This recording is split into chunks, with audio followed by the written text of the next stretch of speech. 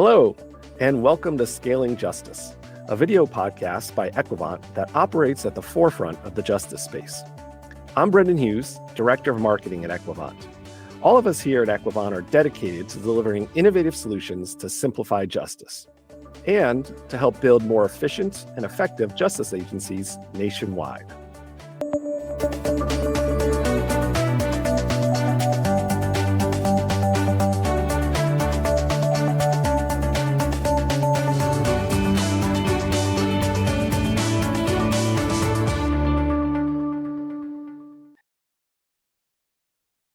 I'm excited to dive into today's topic on how judges are leveraging technology to create more efficient courtrooms.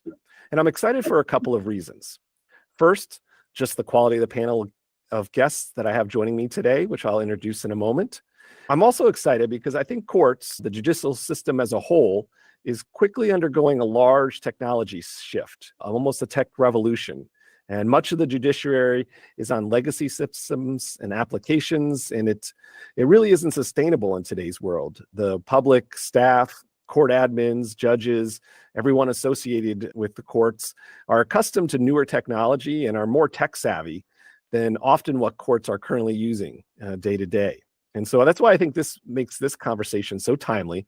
And I'm excited to have our guests here to talk about it. We'll discuss a little bit of where courts were tech-wise, some of the pain points, where we are now, what is working, and then maybe a little bit of what's to come in the future. All right, so now a quick introduction to my panelists. First, the Honorable Jeffrey Adler. He's the municipal court judge in Girard, Ohio, outside of Youngstown in Trumbull County. Welcome, Jeff. Thank you. Appreciate being here. Great. Next, we have the Honorable William Montgomery, an Alaska Superior Court judge for the 4th District. Welcome, William. Thank you. Great. And we're also lucky to have the Administrative Director for the entire Alaska court system, Stacey Marz. And she is responsible for statewide court operations, of which technology is, a critical component. Welcome, Stacey. Thank you. I'm delighted to be here. Great.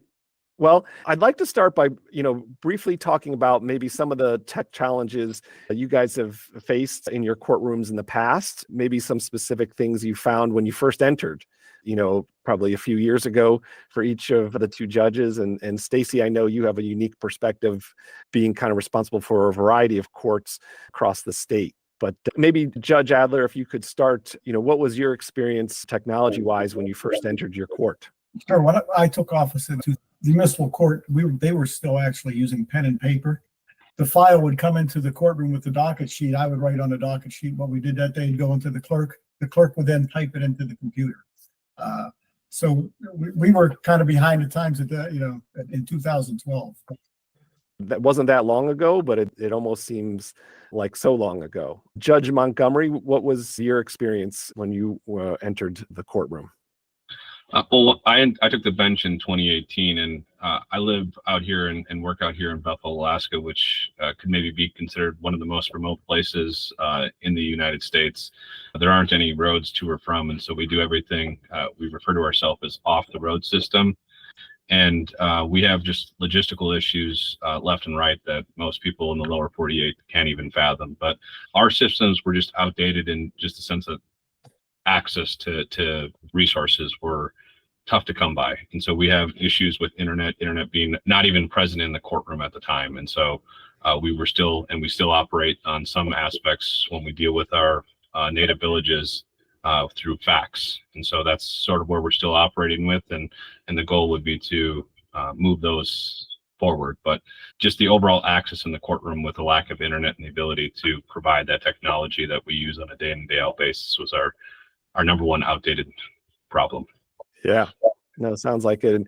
And Stacey, maybe from your kind of holistic perspective, seeing the technology throughout the state over the years, maybe in the past, how did, either insufficient tech support or just, being a little bit slower, how did that impact the courts? Well, Judge Montgomery hit it on the head with one of our largest challenges is the kind of most basic of infrastructure, which is the lack of access to broadband, and that's still true in much of Alaska. So we right now have 11 court locations that get our internet through Starlink, so low Earth orbit satellites, which has really improved situations, including in Judge Montgomery's court.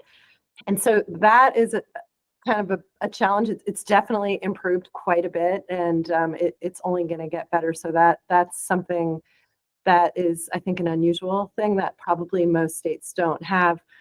In terms of outdated equipment, one of the consequences of that were that we ended up having a cyber attack that took our system kind of out for well over a month, where we were disconnected from the internet in the spring of 2021. And as a consequence of that attack, we really tightened up a lot of our, what I would have called bad practices before that, and we allow no legacy anything to operate. So if it can't be updated and patched, it's gone. And so we kind of cleaned out all of that across, we have 40 court locations. And that was, a lesson that we took from that we can't afford to have systems in place or equipment that, cannot be patched or updated. So we no longer have that issue anymore. And I feel a lot more secure because of that. But we still have things that we're working on updating. And we have a big courtroom modernization project in the works for all of our courtrooms, where we're replacing all of our sound systems and all of our courtroom technology. So we don't use court reporters in Alaska, never have. Interesting. We do digital recording.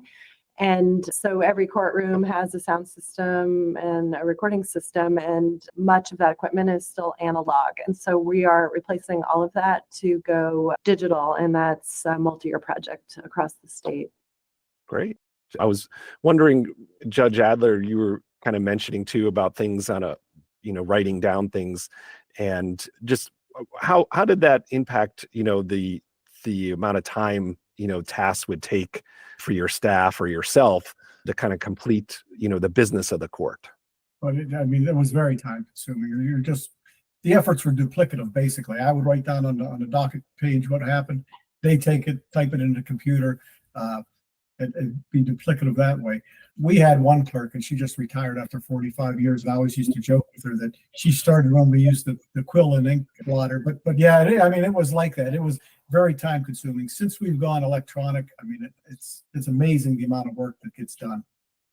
Yeah, that's a great point. And I think, one of the things I wanted to transition to then is some of the challenges you faced or have faced in the past. What are some improvements or changes in technology that you have been able to implement that have made an improvement, an impact? And Stacey, I know you mentioned a little bit of that project statewide to help with the digital recording, but maybe Judge Montgomery, is there anything that you can think of that maybe had an impact in your court? We've recently switched our criminal files sort of across the state at different time frames to an electronic system. And so all of our files are done through judicial tools, or at least that's the application that we use to access our files in the criminal side. And that has been a game changer that I can't even describe. The impact it's saved on our resources for our staff, as well as the ability because we're such a large state, and that defendants move within the state and they move within jurisdictions, that the ability for judge in Anchorage to see what's going on in a case in Bethel, and they can do it from the bench, do it real time, do it live, because Anchorage is accessing and using the same system we're using here in Bethel. It allows for a more informed decision from the bench, because the judge can just pull up whatever other case there may be for that defendant, can grab that file, look to the file, and make a more informed decision when having that defendant in front of them for their Anchorage matter.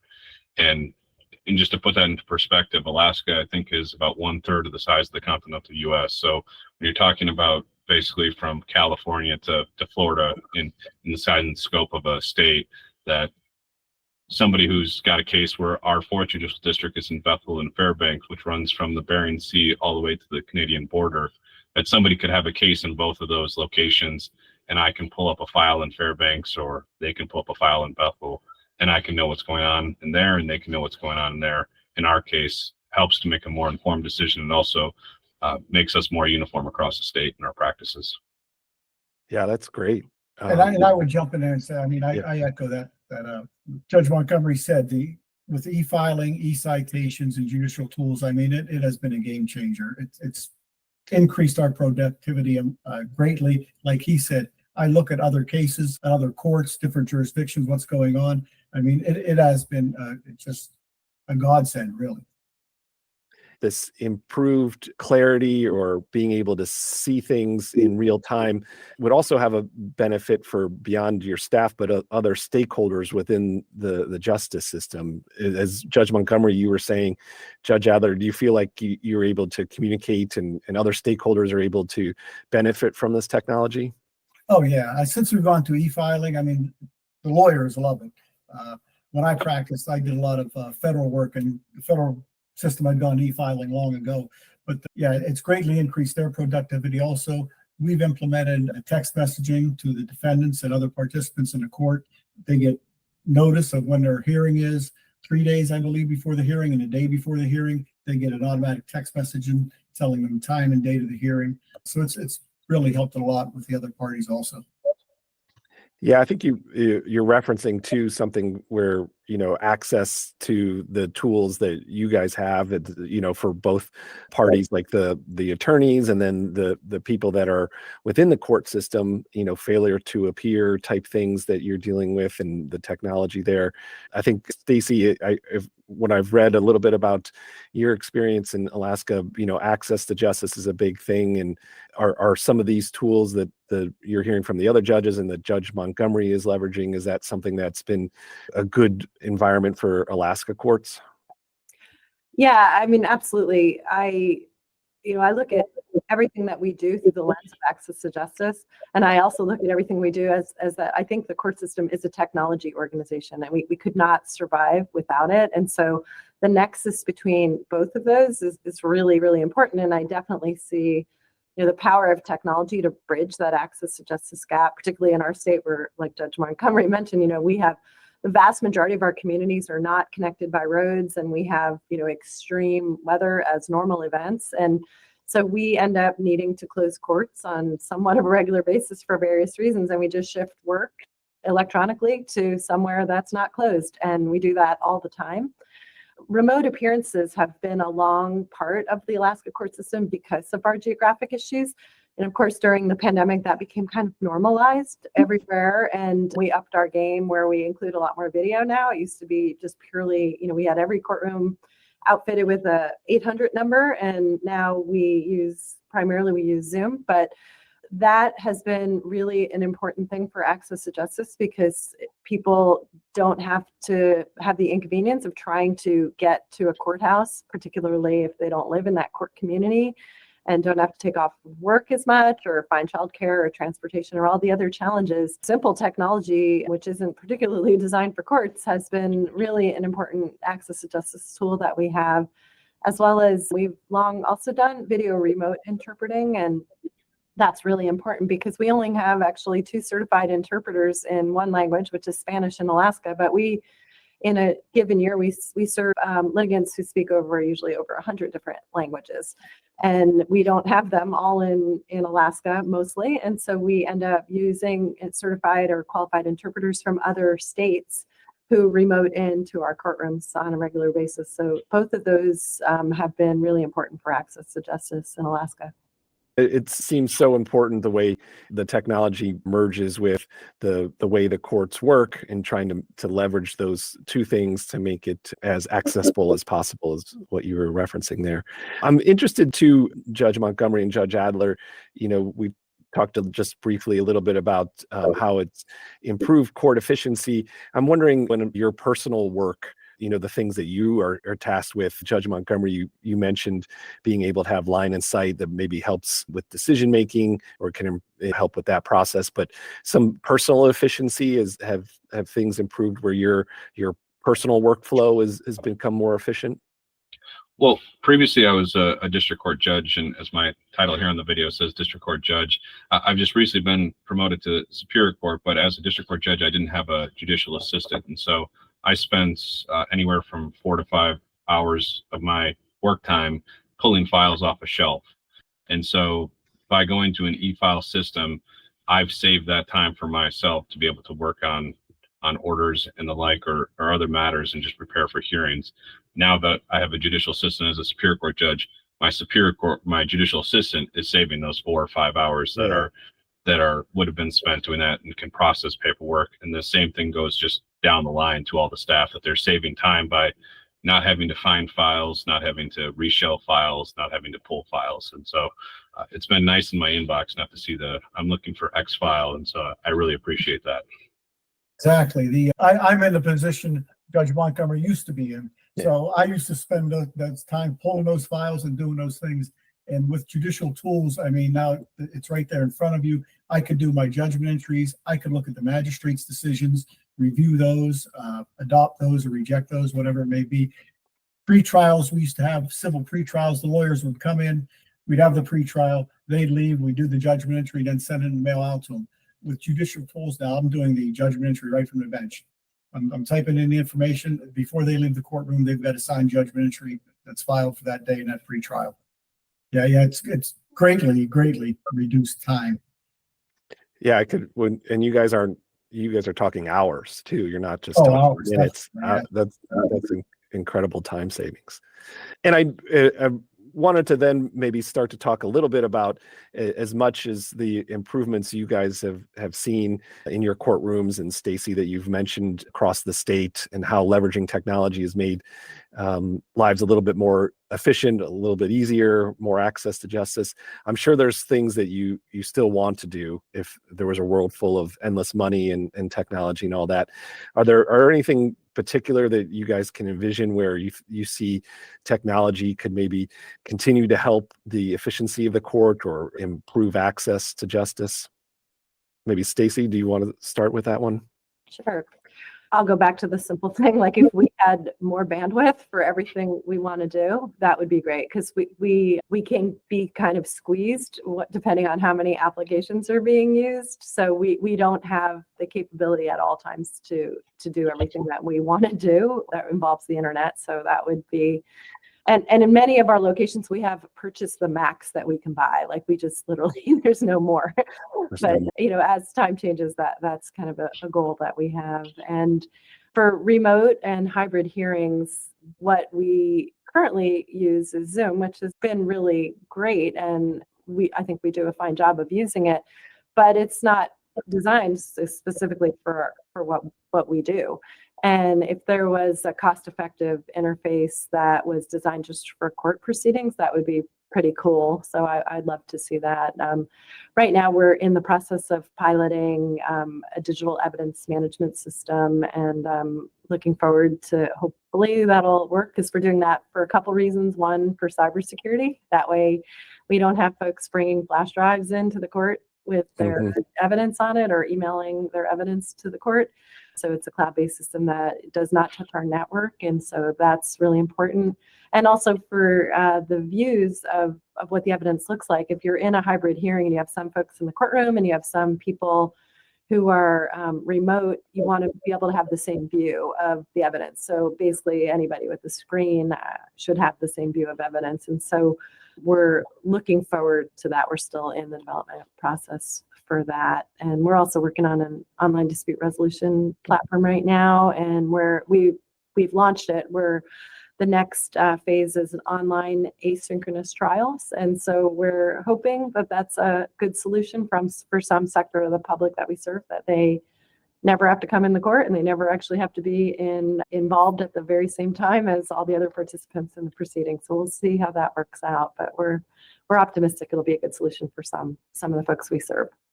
Great. Yeah, lots of things in process, and I think that's a good wish list of ways that technology can still have even more impact on those aspects of the justice system. Judge Adler, Judge Montgomery, is there anything that you would have on your wish list? Well, right now I think I've got everything I need, but as technology, 6 months from now, something new could come out. Yeah, I think Stacey hit the nail on the head. Money is the main problem here. We luckily got all our things. The Ohio Supreme Court had a great grant program a couple of years ago where we got funded for a lot of this. And I think we're up to speed right now. We're actually, the sheriff's department is our only law enforcement agency so far that is not on the e-citation program, and they're finally getting on that one. And that saved the local jurisdictions too a lot. Just instead of now bringing their tickets to the court every morning or over the weekend, what they did, the e-citations file them right through the court system. So that's been a great help too. Yeah, making sure those different agencies are integrated seems to provide a lot of efficiency as well, where you can make a lot of gains. Where, going from one agency to another agency, if they're in disparate systems or they don't talk to each other, you can kind of have to start over processes, and it really can slow things down. And I do agree with Stacey. We do Zoom hearings also, but if there was something different that was combined with the court system, it'd be probably much easier than going out of one, going into your Zoom and doing those things. But yeah, I'm sure the way technology is moving, it will come about. Well, one of the things that, as I mentioned at the start, I think there's more technology changes coming in the future, and some courts and agencies across the country haven't adapted as much as you guys have already for whatever reason. And then, making those changes can be hard. Any technology change, any change of any system sometimes can be hard and challenging. What is some advice that you guys would have for judges thinking about embracing new technologies? What's a good approach, or some things that you guys have learned along the way? Well, I would first start off by keeping an open mind about the technology. First, you have to keep an open mind about it, and then be willing to do it. And that can be done through a test system. We pilot a lot of our technology in Alaska at various different court locations and see if it works at one site, and we sort of get feedback from there before we move it on to the next site or expand it out. I'm part of that pilot project with the courts for the digital evidence management system, and so we're trying to work on that and making sure that it works effectively. And so it's bringing all the stakeholders in, being open about it, being upfront, giving them the teaching about it, and then putting it to work, and being okay with failure, to be honest. Mm-hmm. Sometimes it doesn't work the first time, but then it's seeing what went wrong and fix it on the back end, or fix it the next time it happens. So. Yeah, I would say don't be afraid of the technology. I have to say, the clerk of courts, when I started, she resigned because we were going electronic, because she was so used to the pen and paper method. She had enough time to retire. So, I mean, but I mean, that kind of forced her out. And I tried to explain to her, please don't be afraid of this. There's going to be bumps in it, and there's going to be a training and pilot programs, but we'll get through it. And once you get through it, it's going to run smoothly. And it has. And she even admitted that at the end. But yeah, it's a good thing to do. And Stacey, I'm sure you've had a lot of experience in this area, because you have responsible for a lot of courts and a lot of different stakeholders. So I'm sure you get different opinions and different personalities along the way. What's some best practices that maybe you could give to others? Well, I definitely agree with what the judges said. And just to add to it, I think that it's really important to rethink processes to leverage the benefits of technology, and don't just try to replicate the processes that you might have had in paper or that you did manually, but really take the opportunity to rethink how we could do things different and better based on what things are offered through that technology.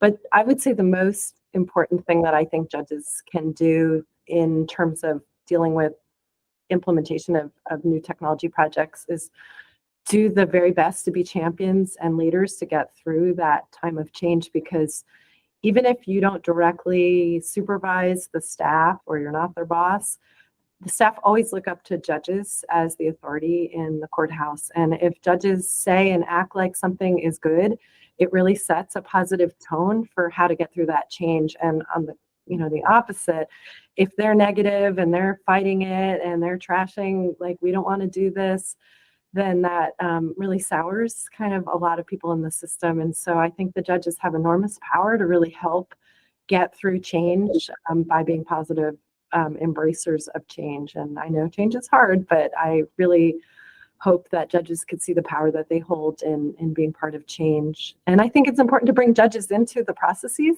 Like, we never just implement new technology without bringing judges in to talk to them about what are the problems that they're facing, so that we can try to address them in a on a advanced basis, but also throughout. Once something's implemented, nothing's ever done with technology projects, right? You're always trying to get them better, address things. And so you might start with what's your minimum viable product, where you're just trying to have like, what is the must-haves that we have, but what are the nice-to-haves that we could bring on board later? And so I think it's really important to include all the relevant stakeholders within your system so that you can have all the varied perspectives, including people that really don't want it to happen, because you want to try to bring them on board and turn their thinking around, that this is going to be a good thing for them too. Great. Yeah, that is great advice for our topic here. But, I think just change in general, good thoughts there on how to navigate change and get everybody on board, moving towards the similar goal. And yeah, I appreciate everybody's time today, especially hearing about some of the successes that you all have implemented, where you're saving efficiency and time in hours and days, and improving access for all stakeholders, and improving decision making as well, being able to have line of sight on things, and hearing the perspective of being open to continuing to improve the technology. A great conversation, everybody. And I want to thank you guys for taking the time to be here with me today. And I appreciate everyone listening in on this edition of Scaling Justice, brought to you by Equivant. Contact us at info@equivant.com to weigh in on this episode, or let us know what topics you'd like to hear more about in the future. Until then, I'm Brendan Hughes, and this has been Scaling Justice.